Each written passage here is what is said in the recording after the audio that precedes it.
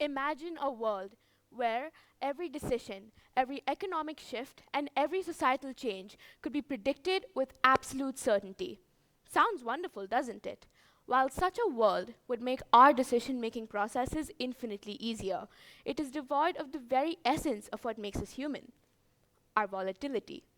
There's a lot more happening behind the inner workings of communities and the individuals within them as compared to what meets the eye. These unseen forces have the power to influence the very factors that make our world go round, from our personal choices to global economics. Have you ever thought about why you prefer one object over another despite there being a minute difference?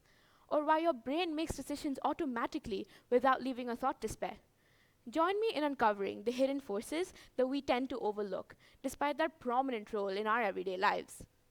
Let us begin with a simple example: your morning coffee. For you, this may seem like a simple step in your daily routine. However, there are multiple volatile elements at play behind this transaction. Consider the price that you pay to purchase the coffee. The price that you personally pay to purchase this coffee is determined by multiple factors, such as climate patterns in coffee growing regions or even geopolitical tensions affecting trade routes. Similarly, your preference to one cafe over another could be swayed by a friend's recommendation, social media trends, or even your personal bias to one cafe's atmosphere over the other. This goes to show that the seemingly instantaneous decisions that we make are actually shaped by a lot of intricate variables that we do not even stop to think about. It all starts with our personal choices. I was struck by this realization as I attempted to make a decision between two brands of cereals, Cocoa Crunch and Cocoa Pops. Both are essentially the same. They are, after all, chocolate cereals.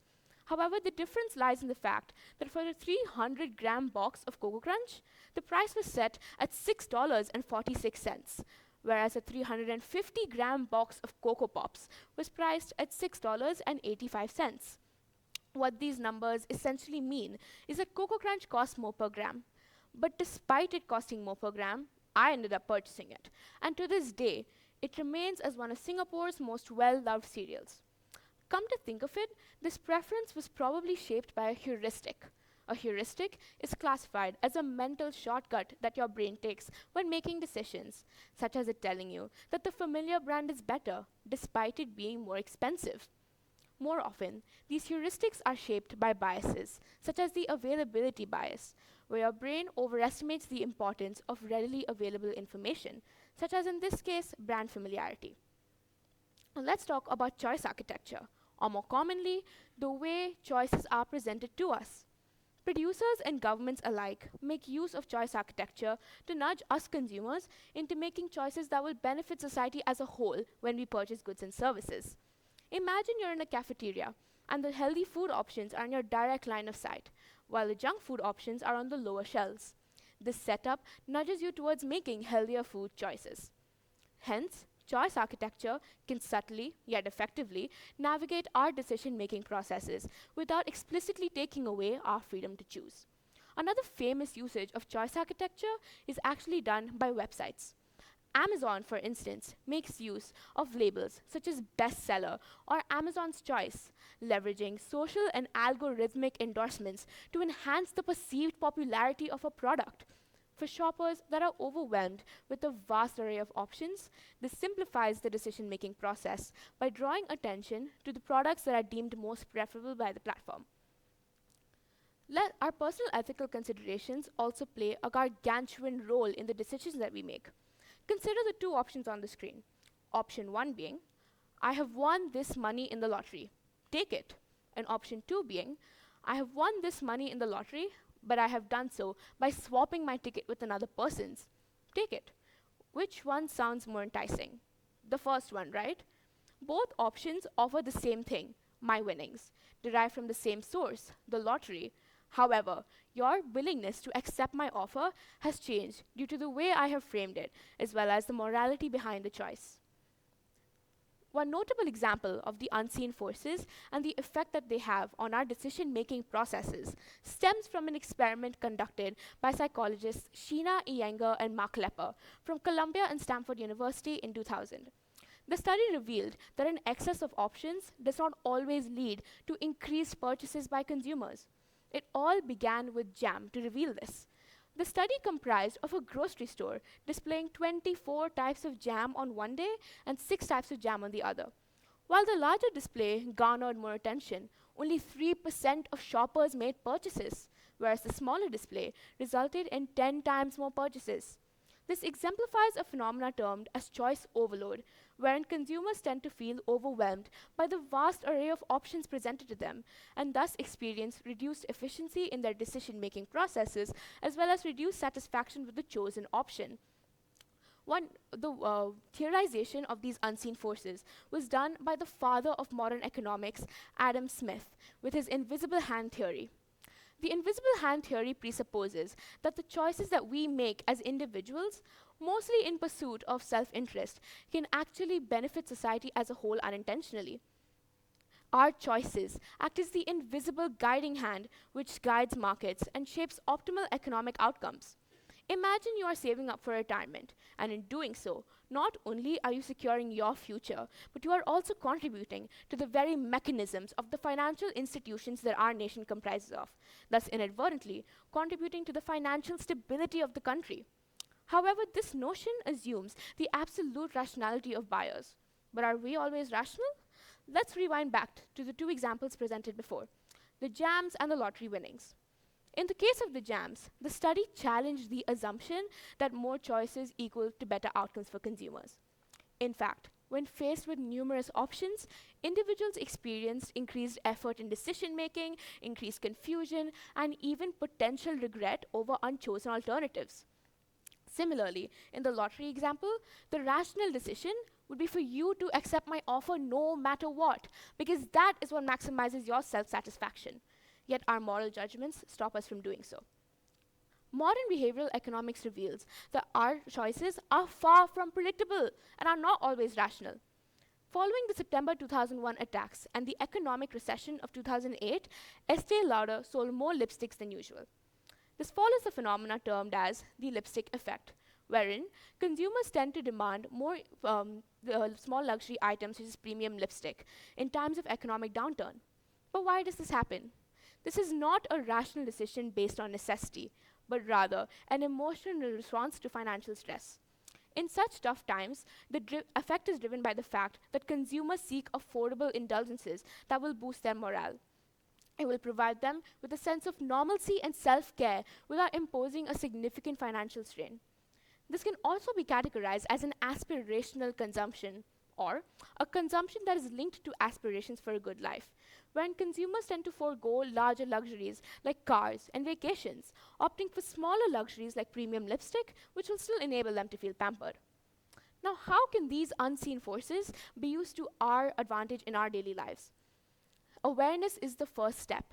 Imagine if you could recognize when your brain relied on biases or mind tricks. By utilizing our own personal choice architecture, such as placing healthier snacks within accessible reach, can nudge us towards making better habits. Have you ever found yourself mindlessly scrolling through Netflix with absolutely no idea as to what you want to watch? I know I have, and that, my friends, is choice overload at play. Consider following recommendations or even making watch lists to streamline the options presented to you and thus make entertainment less stressful.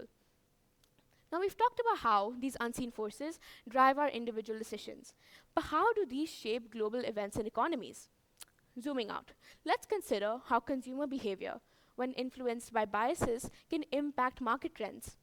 When significantly more consumers tend to demand more eco-friendly products due to a societal shift in awareness, businesses respond by increasing the supply of these products and thus promote sustainability on a global scale. Take, for example, the rise in the popularity of electric vehicles due to an increase in consumer awareness regarding climate change. When more consumers tend to demand for these products due to climate change, the market valuation of Tesla soared, thus prompting that consumers preferred more eco-friendly transportation options, thus prompting other automakers to accelerate their EV plans. In our data-driven world, we tend to focus on more tangible metrics, such as GDP growth, stock market fluctuations, or even election outcomes. But behind these numbers are cultural narratives, social movements, and even further biases that we don't even consider in our analysis. Consider the Brexit referendum of 2016, which was framed by deep-rooted cultural feelings regarding national identity. For voters and policymakers alike, the decision to leave the European Union was framed by public sentiment regarding reclaiming control over national borders, as well as rejecting what was perceived as the erosion of the British national identity. Furthermore, voter biases and emotional responses played a significant role in the outcome of this referendum, including, but not limited to, rhetoric regarding economic sovereignty and immigration. Hence, both the referendum as well as the happenings of Brexit held substantial outcomes for all parties involved, with the British pound facing significant volatility and fluctuations in its value on the foreign exchange market, coupled with the trading and international relations between the United Kingdom and the other European Union countries being irrevocably changed. Now, let's move away from the cultural narratives and how they shape our perceptions and focus on how they change our international relations and the biases in policy making. Consider the rise in populism, a political approach which is aimed at the ordinary people. But why does this rise in populism happen? It can be credited due to the cultural sentiments regarding the plight of the ordinary people within these countries. This goes to show that these unseen forces can drastically impact both election outcomes and change the course of our political landscapes. Furthermore, psychological biases, such as the confirmation bias, can lead to severe miscalculations when it comes to governmental decision making. A confirmation bias occurs when individuals tend to seek out, remember, or interpret information in such a way that it confirms their pre-existing beliefs and thoughts. So when leaders tend to rely on data that confirms their pre-existing ideologies, they tend to overlook statistics and even viewpoints that may otherwise change the way they shape their policies. Lastly, the social movements that are driven by collective consciousness as well as grassroots activism have the power to reshape the very policies and ignite change. Take, for example, the aforementioned response and frustration regarding climate change, which led to a transnational surge in awareness and thus compelled governments to take action. This goes to show that the cultural and social narratives that we tend to overlook can actually lead to monumental shifts in the very legislations that govern our world today. So in improving the process of decision making that happens on a worldwide scale, as well as reducing our reliances on biases, we must learn to embrace diverse viewpoints and engage with both evidence-based data as well as the social and cultural movements to ensure that the policies made by governments can align with public sentiment, thus leading to more balanced and effective outcomes for us all. I'd like to end my talk with saying this. These unseen forces contribute to paradigm shifts, which in turn create a world that is far more nuanced and interconnected than we will ever realize. From our personal choices and ethical considerations to the very factors that make our world go round. These unseen forces affect our decision-making processes, may it be on a personal or individual scale to a global and a worldwide level. So behind every statistic, every trend, and every headline lies the power of human interactions, human decision-making, and human emotions. So the next time you make a choice, consider the unseen forces at play. Challenge your assumptions and make a decision which truly reflects your values. Thank you.